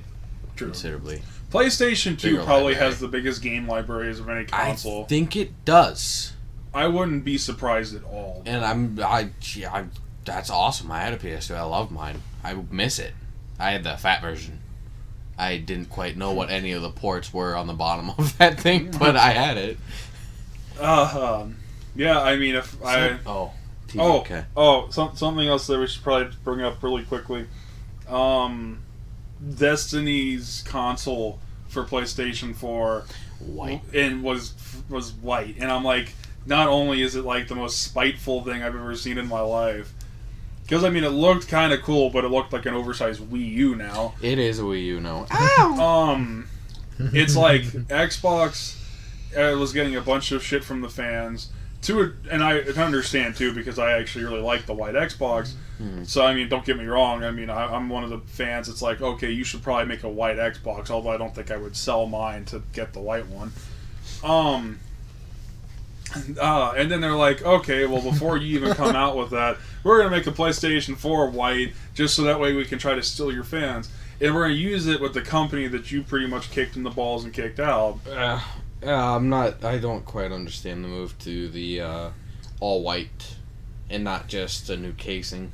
Like I've said, if it's possible that you can just take the casing off and pop a white one on. I like the design of the original Xbox 360 a lot because of the faceplates that you could just fucking rip off, put a new one on. Yeah. You could change them like fucking moods, it was easy. No, it wasn't a big deal when you did it either. However, I mean, I've seen the Xbox One and the PS4 be taken apart. The PS4 is taken apart a lot more easily.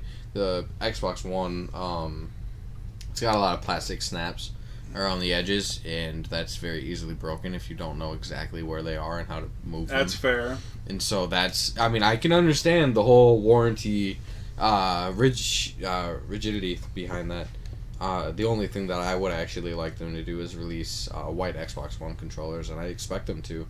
I know that they have the Xbox 360 controllers. I know there's custom controller shops, like they have the controller shop and Scuff. Yeah, I'm not gonna buy a $120 controller for white. I can go to Scuff. Gaming makes sense because it's $150 to start off with, but I mean, you can customize it to a degree. Yeah. And it actually is cool shit, like if I want the paddles and stuff. Yeah, they are. There's a reason they've been around, and I'm sure there's a lot of people that love them. But I'm definitely not going to spend that much money because I don't quite care about the paddles, and I wouldn't change anything about my controller. And you don't have an option. If you buy a Scuff controller, you have to have the paddles, I think. Yeah, you have to. I think from what I saw, you have to have at least two. And 2 or 4 is your only options. You don't get an off. You don't get odd number. But I mean, I'm sure it's one of those things that I would really love and hate to see it go. But it's one of those things that's so expensive. I'm not going to start doing it. It's true.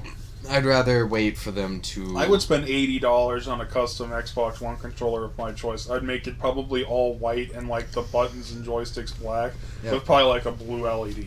Yeah, that's pretty much what I was aiming for with that Scuff stuff when I went on the website. But other than that, I mean, that's pretty much all I remember that they announced for E3 that's not game related. Oh, Sony, their press conference, they had some movie. An actual full-length movie, apparently, for Ratchet and Clank. Ratchet and Clank, yeah. Oh, yeah? Yeah. That's interesting because, I mean, going back and forth between, like, the fanboy arguments we've been having, it brings back a lot of the stuff. I don't remember that, but it would probably be one of the things that they got laughed out for at the conference. It was a lot of people. That was pretty much when Sony's conference was at a very big lull. The lowest it got, and just everyone started laughing and rolling around on the floor, was when their famous president, like Kojima, I think, or whatever, like their very beloved guy, started talking about the PlayStation Move camera or whatever it's called, and they're just like, we want to make this a big thing or whatever like that. And, everyone started busting out laughing because of the hate that came with the Kinect. And I'm like, the Kinect is so much more advanced than the PlayStation camera. Yeah. I mean, the PlayStation camera has like 6 to 8 commands, and it records in 720 versus 1080 and almost an infinite amount of commands that you could use to bounce around shit. So yeah, I mean... I could see if I had a PS4, I'd like the camera if it was cheaper, but at the price point it's at now, I wouldn't. And that was a long yawn. Yep. But no, and that's pretty much all I remember in terms of non-game related E3 announcements. The movie, the console, and the online series that they said was going to come with the game from Microsoft's conference. Seriously, I can't think of a single thing that Microsoft did at their conference that had nothing to do with games. Actually, maybe like the Halo Nightfall thing, but that was right. I think they said that was exclusive included to coming in to the collection. Yeah, which I think is probably the biggest deal of the century. Like, oh god, originally easily. I would say like the Orange Box was kind of like the deal of the century. I mean, assuming if you liked it, you had like 5 games in one, and like a lot of achievements and shit. This is 4,000 G over 100 multiplayer maps. I sound like a fucking billboard, But it's just like, to drill that into your head, every Halo game that has featured Master Chief in it as the main protagonist. Right. That is a huge span of time. Like, seriously, the original Xbox to the 8 years later or whatever it was to the 360 to 8 more years. I mean, It's some huge blanket of time that they took for this, and it's pretty awesome that they're going to put it all on one console. It's going to be interesting, though. I still wish they would do an ODST too, but that's just... I would like that as well, but who knows? They could. If they have enough demand for it, because I remember you and Trey were telling us that it was supposed to be... It was your favorite game. Yeah, that's my favorite Halo game. Which I'm sure a lot of people are going to be like, why? You're fucking retarded. Like, because it was different. Leave me alone. It was actually pretty good. I like the guns. But I think we should probably wrap up here. My Jimmy. Yeah, I mean, if there's anything else anyone wants to bring up... I think Robbie's ready to go home. I'm tired. Fine. Alright, this is the... Sprung. Sprung Splurge. No, we're not calling Sploosh. this... No, we're not calling the Sploosh. The Sprung Podcast. It is the Sprung Podcast from Coil, and it has been Connor. Robbie! Brandon. Oh, God. Alright, so Brandon. y'all have a nice day. I'm Brandon. Alright, Bye, Brandon.